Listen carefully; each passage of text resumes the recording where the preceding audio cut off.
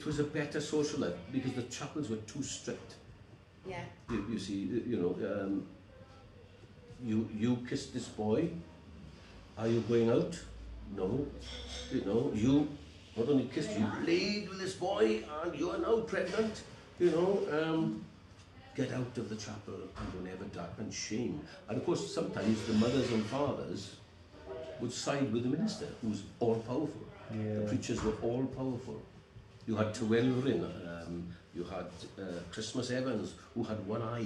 What was the first guy you said? Tywelfryn. Tywelfryn. Yeah, it's Tywel, T-A-W-E-L-F-R-Y-N. Tywelfryn.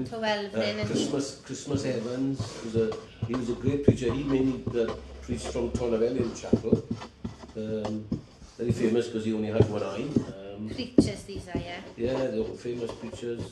Caledfryn was another preacher. Caledfryn.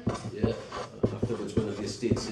Well, Tywelfryn is an estate in Tafswell and Caledfryn is an estate in Caerphilly. Wow. They named estates after them now. And then you had Groeswen was the original chapel in the area. That came in 1742. Was Groeswen Chapel, and that was known as the Westminster of Wales. Wow. Yeah.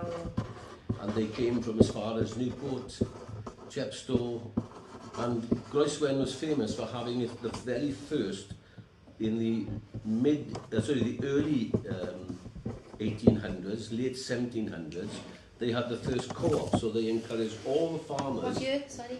Well, between 1742 when it was established and up to about 1800, they encouraged all the farmers to bring their produce into the chapel, and then they encouraged the poorer people or took the food to the workhouses in Caerphilly and surrounding areas. The main workhouse for this area was actually in Ystrwmynna. It's still there to this day. It's a beautiful house now, but that's where all the and so that the concept of food banks or soup kitchen food. History has an amazing how it turns around. We've got food banks today, but in the sort of 1920s and 30s they had soup kitchens, didn't they? And before then they had these farmers giving their produce to help the poor people. And it's fantastic history in this valley. But what you're saying is that the chapels were promoting and endorsing this. Helping poor people, yeah. But eventually, I think during the 1904 revival, which was what's the name of the man? Evan Roberts was the man from Lacher. Evan Roberts caused the Great Revival, and they went too religious. As I said, if a young girl fell pregnant, they were banished from the chapel. Sometimes the parents would banish the child from the house, or they would just move from the valley because of the shame of it. Well, today it's different.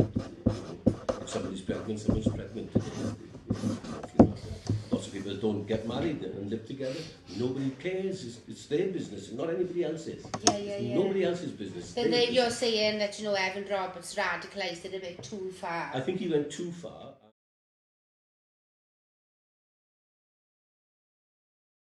Beth ddigwyddodd i'r merched a gafodd ei halltudio i'r coed?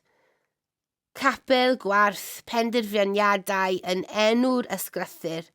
Homiliau crefyddol I fod I leddfu yn clatsio fel chwip gwallgof gwyllt. Gwnaethant gawl i'w henaid a llafrganu mewn mamiaeth ac nid oedd neb yn caru Iesu yn fwy. A'r merched hyn rydych chi'n ein galw'n wrachod yn ffygyddiad niwclear i'r addewid. Mae'r merched hyn mewn gwasanaeth i'r arglwydd yn cadw babanod yn ddiogel a trwsio calonau ac esgyrn toredig. Y merched hyn a greiaist, does dim adfywiad hebddynt.